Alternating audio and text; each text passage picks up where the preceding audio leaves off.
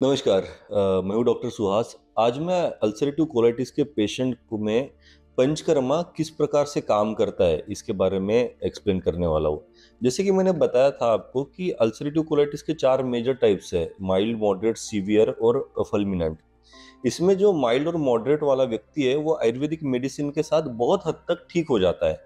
But जो severe condition में रहने वाला व्यक्ति है और जिनमें फ्लेयर अप्स मल्टीपल टाइम हो रहे हैं, उन कंडीशन में आयुर्वेदिक मेडिसिन के साथ पंचकर्मा करना बहुत ही ज़्यादा इंपॉर्टेंट है, बहुत ज़्यादा इंपॉर्टेंट।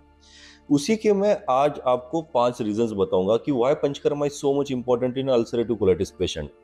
पहली बात तो जो कुछ भी हम पंचकर्मा में एक कर्म करते हैं, बस्ती कर्म, एनिमा थेरेपी, इसमें जो हम इंग्रेडिएंट यूज करते हैं फॉर अल्सरेटिव कोलाइटिस पेशेंट, उनमें हम कुछ एस्ट्रिंजेंट और कूल मेडिसिन यूज करते हैं जिनकी एंटी इन्फ्लामेटरी प्रॉपर्टी भी रहती है। जैसे कि मोचरस। मोचरस का बस्ती जब भी मैं अल्सरेटिव कोलाइटिस के पेशेंट में यूज करता हूँ, वो आपकी जो म्यूकोजल लाइनिंग की इन्फ्लामेशन है उसके ऊपर एक प्रोटेक्टिव लेयर क्रिएट करता है, जिसकी वजह से इन्फ्लामेशन रिड्यूस होना शुरू हो जाता है और उसी के साथ अल्सरेशन हील करने का भी काम करना शुरू हो जाता है। रिपेयर ऑफ अल्सरेशन ये पंचकर्मा से होना शुरू हो जाता है। That is the one part. Second, Ayurveda दोषों को बड़ा इंपॉर्टेंस देता है। अल्सरेटिव कोलाइटिस का पेशेंट पित्त दोष के साथ बंधा हुआ है।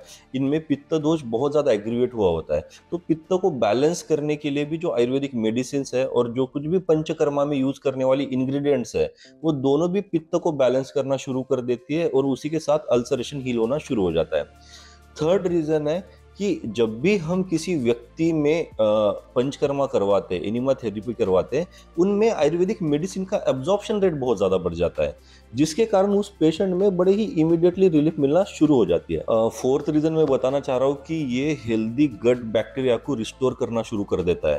पंचकर्मा में बस्ती में यूज किए गए सारे इंग्रेडिएंट्स आपकी हेल्दी गट बैक्टीरिया को रिस्टोर करना शुरू करता है, जिसके कारण आपका एपेटाइट बूस्ट होता है, जिसके कारण आपकी बर्निंग सेंसेशन, आपका एब्डोमिनल पेन, ये कम होना ये शुरू हो जाते हैं। साथ ही साथ जो फ्रीक्वेंसी ऑफ मोशन और जो स्टूल में आपका ब्लीडिंग होती है, ये भी जो हम पंचकर्मा में बस्ती क्रिया करते हैं वो भी ठीक होना शुरू हो जाती है।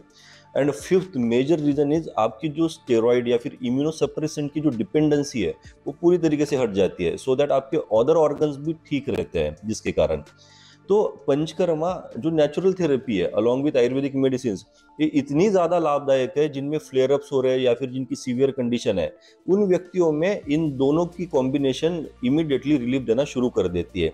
इसके साथ अल्सरेटिव कोलाइटिस के पेशेंट में बहुत ज़्यादा मैंने देखा है कि वो बड़े चिंतित, स्ट्रेस्ड, डिप्रेस्ड, एंग्जाइटी में रहते हैं। इस कंडीशन में हम शिरोधारा नामक कर्म करते हैं जो कि रिलैक्सेशन देता है और ब्रेन को बड़ा ही हल्का महसूस करता है।